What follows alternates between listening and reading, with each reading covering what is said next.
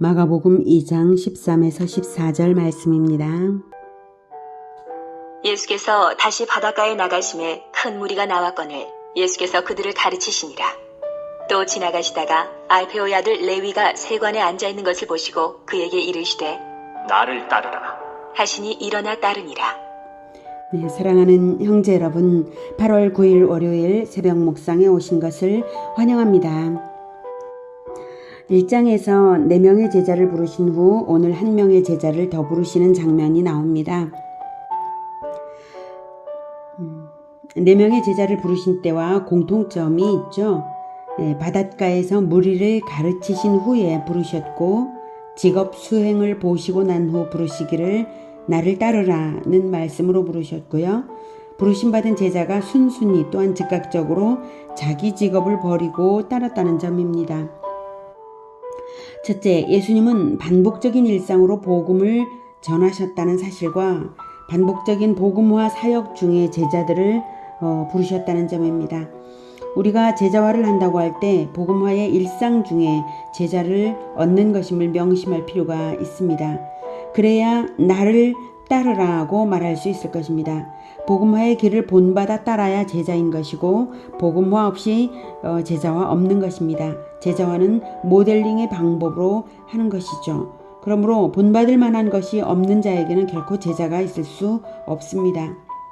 두 번째로 직무 수행 태도는 사역 수행 태도를 예측하게 합니다. 예수님은 모든 것을 아심으로 안 봐도 그 사람의 마음을 능력을 다 아시겠지만 훗날 제자화를 할 자들이 제자를 선택할 때를 위해 힌트를 주시는 부분이라고 저는 생각합니다. 무슨 말인가 하면 일하기 싫은 백수가 하는 일이 없으니까 성직으로 들어오는 일이 있어서는 안 되고요. 오히려 세상 직업을 성직처럼 성실하게 능력 있게 수행하던 실력자들이 사역자로 부르심을 받는 것이 맞다는 것입니다. 예수님도 목수이셨고 엘리야가 엘리사를 제자로 부를 때에 엘리사는 12겨리소로 밭을 갈던 대단한 일꾼이었던 것을 생각해보면 더욱 알 수 있습니다. 셋째, 제자는 자기 것을 버리고 순종하는 자입니다. 5명의 제자들은 모두 즉각적인 순종을 했고 대단한 직업과 사업들을 버렸습니다.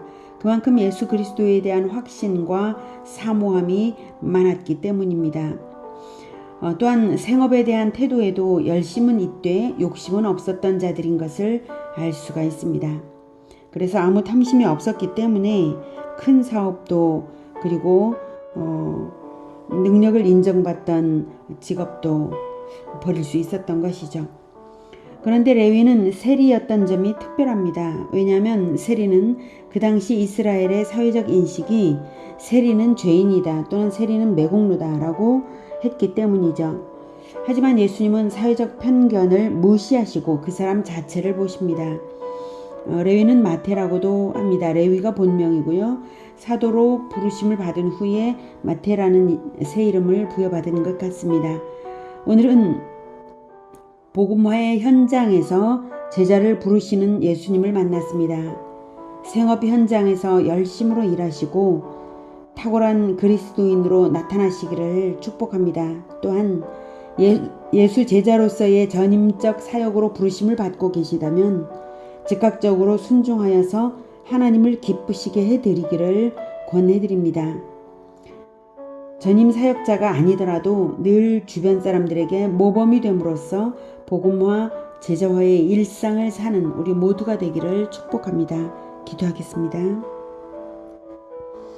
하나님, 우리를 일꾼으로 부르시기 위해 예수님을 먼저 일꾼 되게 하시고 또 우리를 불러주시는 것을 감사합니다.